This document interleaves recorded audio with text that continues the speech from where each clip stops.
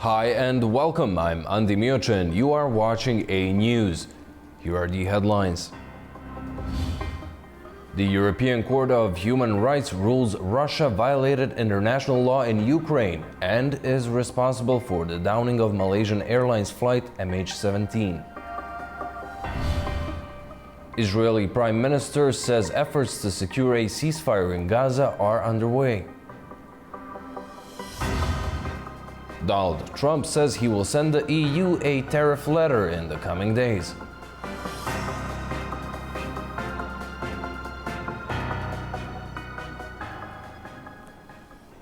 Thank you for tuning in. The European Court of Human Rights ruled Russia violated international law in Ukraine and was responsible for the downing of Malaysia Airlines flight MH17. Judges at the Strasbourg court delivered two rulings on Wednesday, stating Moscow has violated international law in Ukraine and is responsible for human rights abuses since its full-scale invasion in 2022. The court also ruled Russia was behind the downing of Malaysia Airlines flight MH17 that claimed 298 lives. The complaints were brought before the court's governing body expelled Russia following its full-scale invasion of Ukraine. Russia targeted Ukraine with a record 728 drones overnight. The attacks came as US President Donald Trump pledged to send more defensive weapons to Kyiv and criticized Russian President Vladimir Putin. Ukraine's military says it destroyed most of the drones and that at least one person has been injured.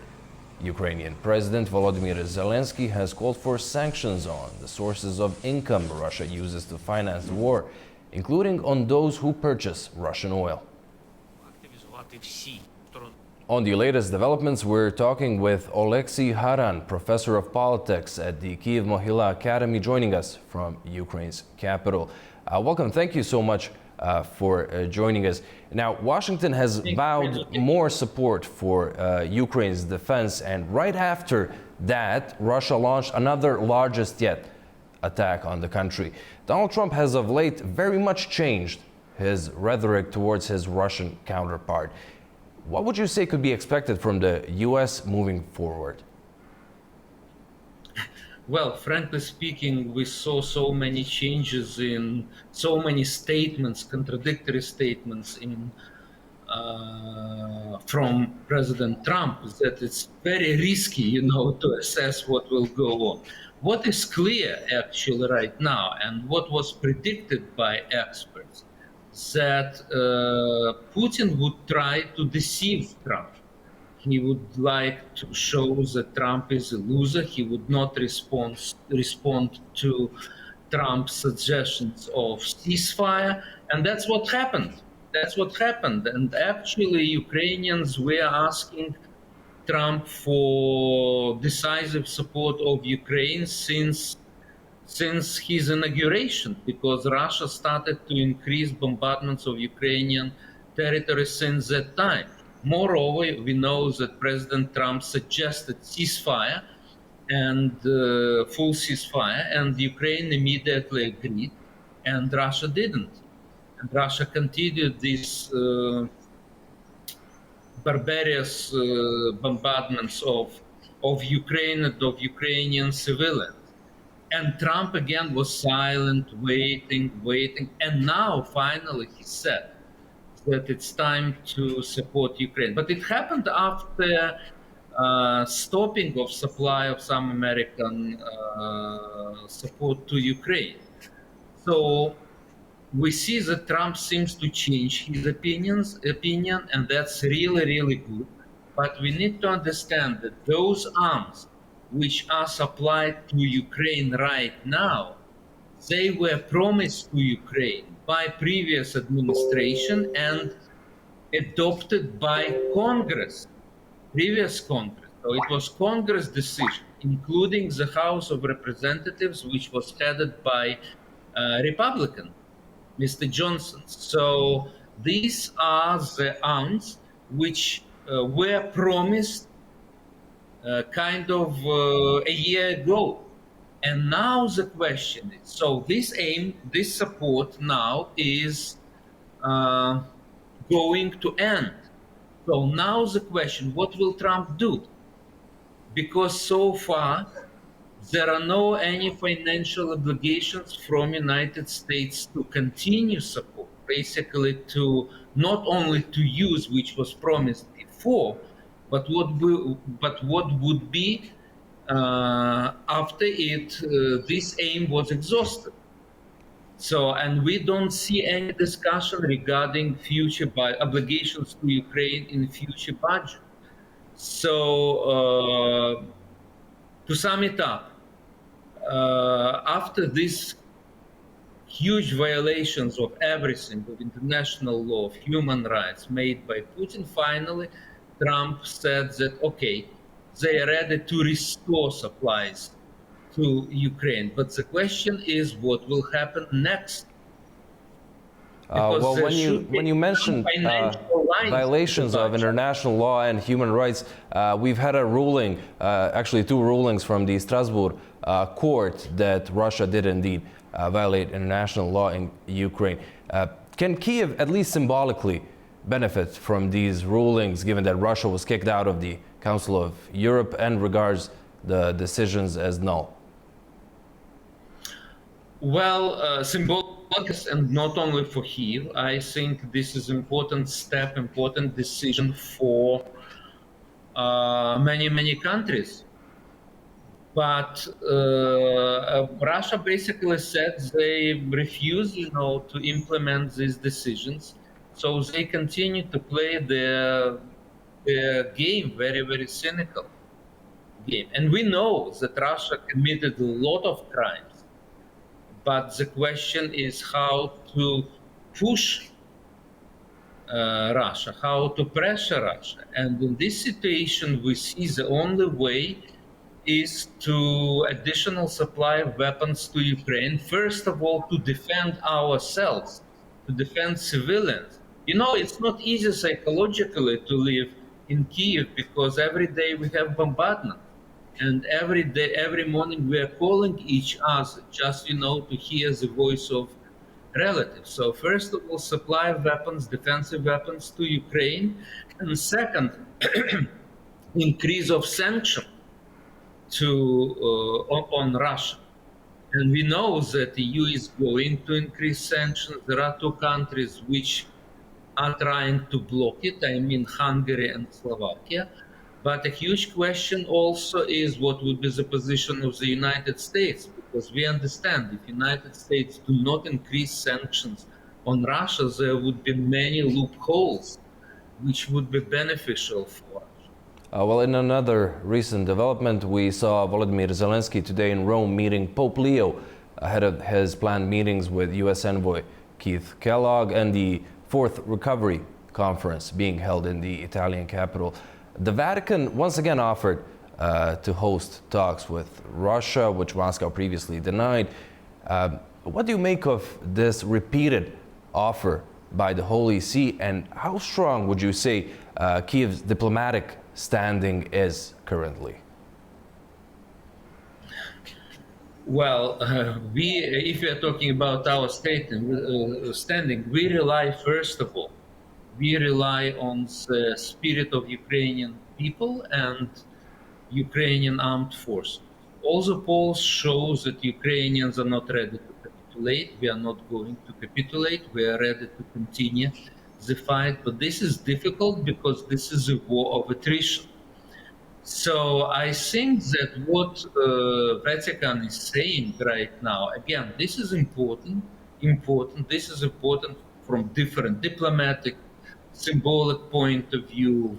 Vatican may be instrumental in returning Ukrainian children, deported Ukrainian children to Ukraine, exchange of prisoners of war. So this is all important. But again, for Putin, the main language that he will hear is the language of force.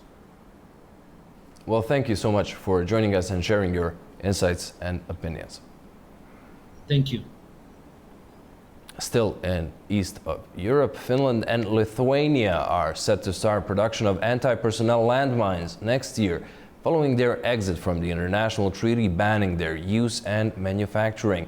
The decision follows a wave of parliamentary votes across Eastern Europe, with Poland, Latvia, and Estonia also set to withdraw from the Ottawa Convention. In a historic shift, Finland and Lithuania are set to start producing anti-personnel mines. They say it's to supply themselves and Ukraine because of what they say is a military threat from Russia. The two countries that border Russia will be withdrawing from the 1997 Ottawa Convention, which bans these types of weapons. The Lithuanian defense minister says production could be launched once the 6-month withdrawal process is completed. We are planning to acquire different sorts, different types of mines. Anti-tank are especially important. Looking at the Russian tactics, how we're using, but also anti-personnel mines, because Russian tactics means that they use live force in very, so to say, forceful and then quite efficient manner. 3 other NATO and European Union states, Poland, Latvia and Estonia, are also quitting the treaty, but they've not yet announced plans to start producing anti-personnel mines. Poland's defense minister says the country can't be left without a defense. I ask for a unified vote to vote for withdrawal from the Ottawa Convention on the use of anti-personnel mines. This is our motion combined with the decision of our partners from the Baltic countries and Finland. Poland cannot be included in any straitjacket that prevents defense. The 5 NATO countries say they will not create minefields in peacetime, but will store the mines for swift deployment if they feel threatened. They say they regard such munitions as a deterrence. However, anti-mine campaigners have criticised them for leaving the Ottawa Convention and say that reintroducing anti-personnel mine production could be expensive and take a long time to fully operational. Israeli Prime Minister Benjamin Netanyahu said a Gaza ceasefire deal is in the works during his visit to Washington, where he met with US President Donald Trump. Israeli Prime Minister Benjamin Netanyahu has said that efforts are underway toward reaching a ceasefire deal in Gaza. His statement came during a visit to Washington, where he met with US President Donald Trump and other top officials. Netanyahu reaffirmed his commitment to eliminating Hamas and securing the release of the remaining Israeli hostages. We have still to finish the job in Gaza, release all our hostages, eliminate and destroy Hamas's military and governance capabilities, because Gaza must have a different future for our sake, for everyone's sake. And no country will settle for less. We certainly will not. The Israeli PM also spoke of the peace process and the hurdles preventing the completion of the ceasefire deal. Well, we're certainly working on it. I can't speak in advance. You need several parties to tango. It's not even 2 here. But we're working on it diligently as we speak. In fact, on the way over here and on the way from here. We're not going to let up. We have a goal. We intend to achieve that goal.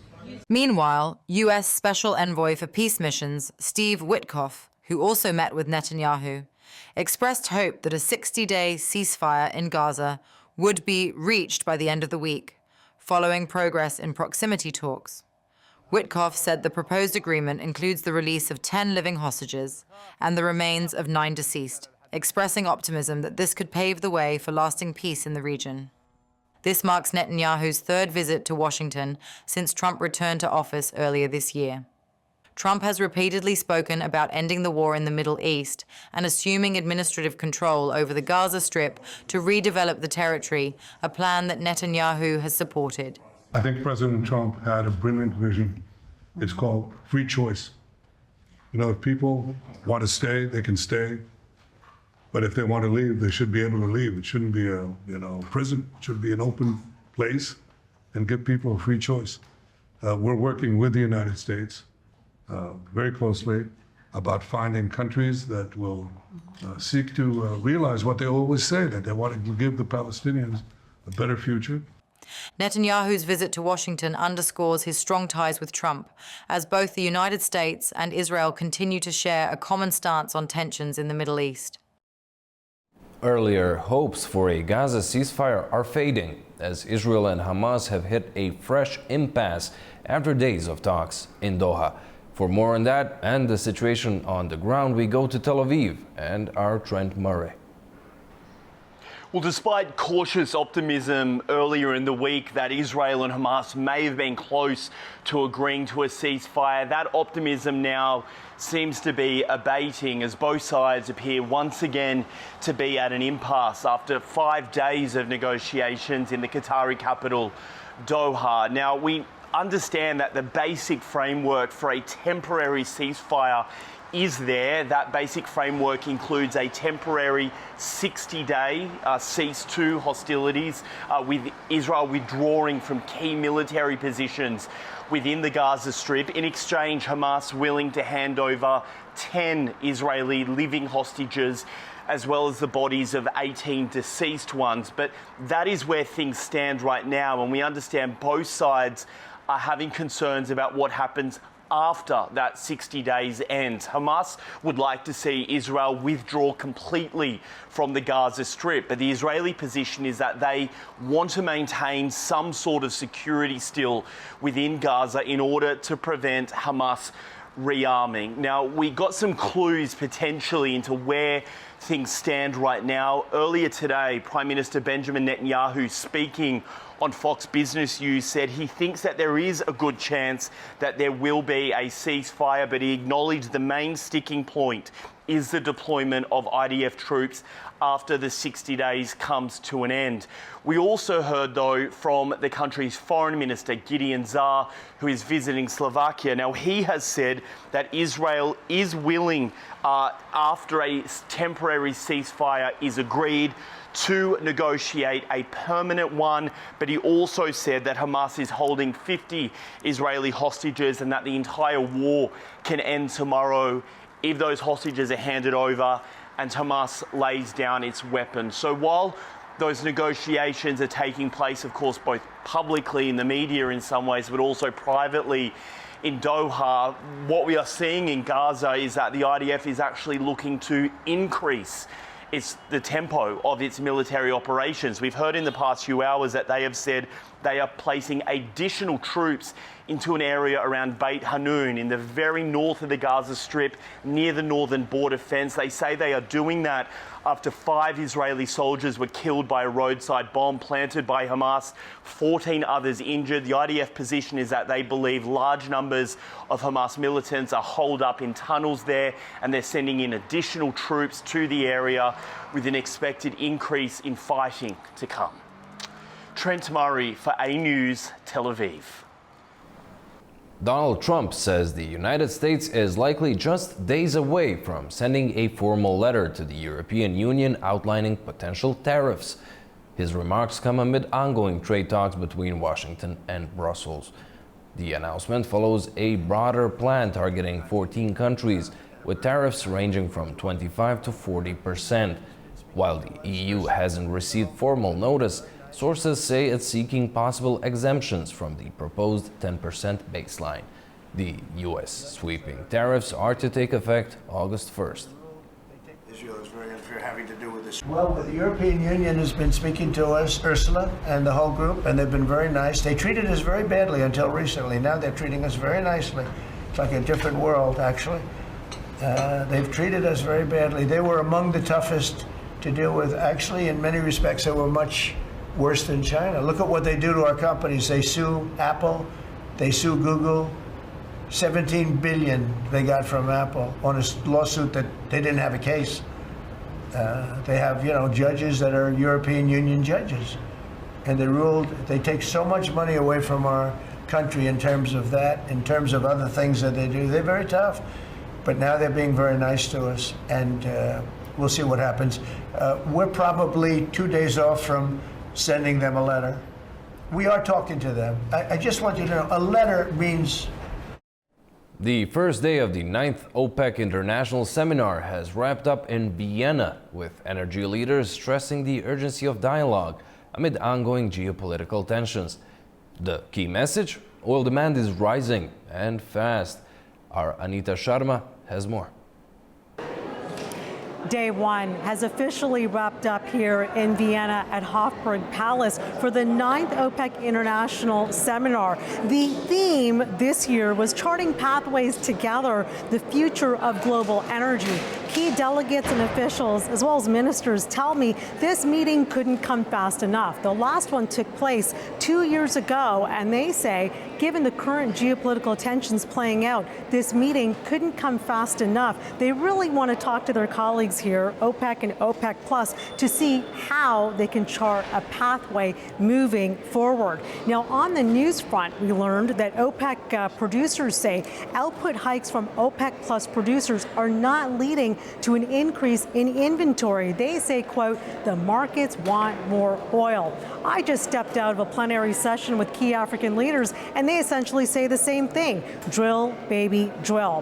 While mantras were a key theme here today at the seminar, energy transition being a big one, especially for the Kingdom of Morocco. We spoke to Dr. Leila Ben Ali. She is the Energy Transition Minister, and she told me that she's taking essentially a very pragmatic approach when it comes to diversification with the energy mix. So we're going to see more about what Morocco is up to on that front, certainly in the months and years to come. We also spoke with COP29 President Mukhtar Babayev. We, of course, met up with him in Denmark as part of a United Nations climate change initiative. And here he essentially told me that we cannot lose sight of the climate commitments that were made in Baku last year. He, of course, is getting ready to pass the torch from Baku to Beilan. There will be a key plenary session tomorrow that will cover just that. So we're certainly looking forward to learning more on that front. Also tomorrow, a very big flagship publication is coming out, the World Oil Outlook 2025. It is an in-depth review and analysis of the global oil industries. We're told by the Secretary General of OPEC, this is a can't-miss publication, and of course we'll bring you all the latest when that unfolds. For A News, I'm Anita Sharma in Vienna. Let's send it back to Baku.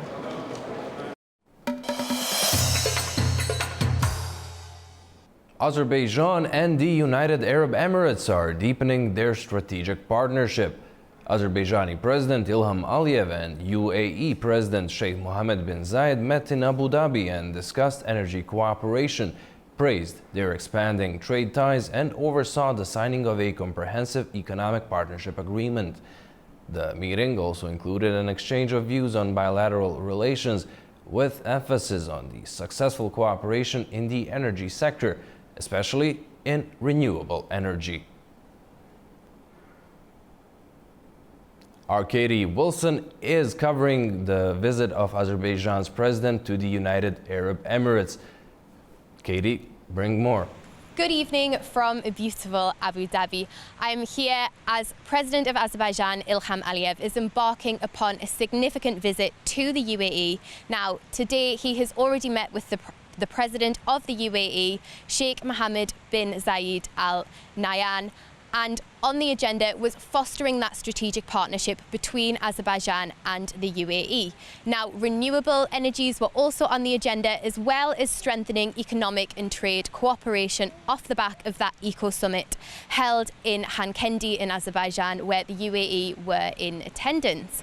Now, looking ahead to tomorrow, all eyes will be on the meeting which will be held here between President Aliyev and Prime Minister of Armenia, Nikol Pashinyan. Now, of course, this will be the next stage of the peace process between Armenia and Azerbaijan, these direct talks. Now, just to get you up to speed with where things are with that, we do have a draft peace agreement between Azerbaijan and Armenia, but there is a key sticking point for Baku before they sign that agreement, and that is, of course, the reference in Armenia's constitution, which lays claim to Azerbaijan's Karabakh region. That's internationally recognized territory of Azerbaijan. Now, Yerevan hasn't necessarily said no to removing this from their constitution. However, it is a matter of internal debate, and there are internal hurdles to overcome before that can happen. So it's not something which will happen overnight. But what is significant is that these talks are happening. Bearing in mind, just a month ago, Prime Minister Pashinyan visited President Erdogan of Turkey in Istanbul, and that was aimed at normalising relations between Turkey and Armenia. So these conversations are happening, and that is significant, and it gives us plenty of scope ahead of Armenia's elections in 2026 for more developments in this process to occur.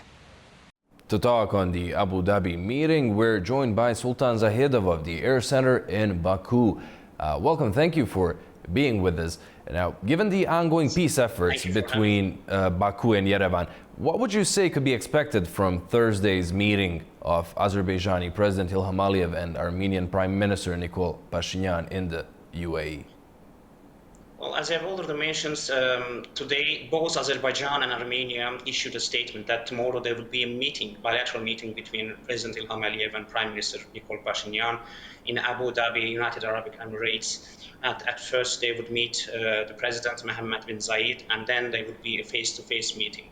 Well, we have to view this meeting, I believe, within the framework of the entire normalization process between Azerbaijan and Armenia, which was, by the way, initiated by Azerbaijan right after the Second Karabakh War, when Azerbaijan proposed 5 principles for their prospective future treaty. And even though there were certain obstacles, on March 13th, both parties officially announced the completion of the negotiations over the draft of the text of the peace treaty, and which means that both parties have managed to hammer out the prospective peace treaty. But nevertheless, there were a number of stumbling blocks on the way to signing a final agreement between Azerbaijan and Armenia. Number one was the constitution of Armenia, where there are territorial claims against Azerbaijan. And secondly, it was about the official revocation of the de facto defunct OSCE Minsk Group and its institution. Then there is a question with respect to Zengezur corridor, which was enshrined on the 9th article of the trilateral agreement, which was signed between Armenia and Azerbaijan back in 2020, which is about, let's say, ensuring an unhindered access for Azerbaijan through Armenia to its exclave Nakhchivan. And this article so far has not been implemented. And this, I believe, therefore, all these matters, including the peace process, Zengezur corridor, will be on the agenda of negotiations tomorrow between President Ilham Aliyev and Prime Minister Nikol Pashinyan. Sultan, thank you so much for joining us and providing us with your insight. It was a pleasure for me. Thank you. Kyrgyz President Sadir Japarov has wrapped up a state visit to Tajikistan. The two sides signed a series of agreements, including a landmark deal on confidence-building measures, signaling a new chapter in relations between Bishkek and Dushanbe. Our Fariza Kalimurzina has the details. During Kyrgyz President Sadir Japarov's state visit to Tajikistan, the two sides signed 13 bilateral documents covering a wide range of areas. The most notable was the signing of the Confidence Building Measures Agreement, a strategic document that symbolizes a shift toward a new chapter in relations between the two nations. Once marked by mutual tensions, Kyrgyzstan and Tajikistan are now demonstrating political will to move closer. Japarov's visit to Dushanbe was his first official trip to Tajikistan as head of state, and both sides consider it a significant step toward strengthening good neighborly ties and strategic partnership. Among the signed agreements were deals in tourism, migration, industry, and cultural and humanitarian cooperation. Special attention was given to the development of transport and logistics infrastructure. Presidents Emomali Rahmon and Sadir Japarov discussed increasing the number of flights between the two countries, as well as the development of transit and transport corridors. One of the most sensitive issues, border delimitation, remained high on the agenda.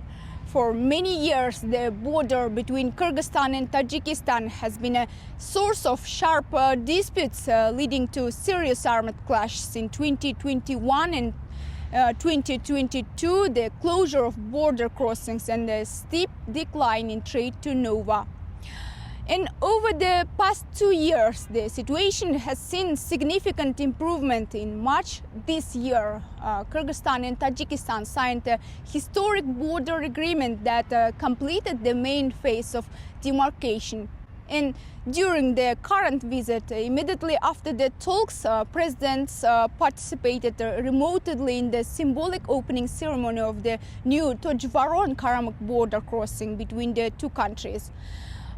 This event was widely viewed as a clear demonstration of their ongoing commitment to stability and long-term partnership. Fariza Kalimurzana, A News, in Almaty, Kazakhstan. Well, that's all we have for you for now. Thank you so much for watching and stay tuned to A News.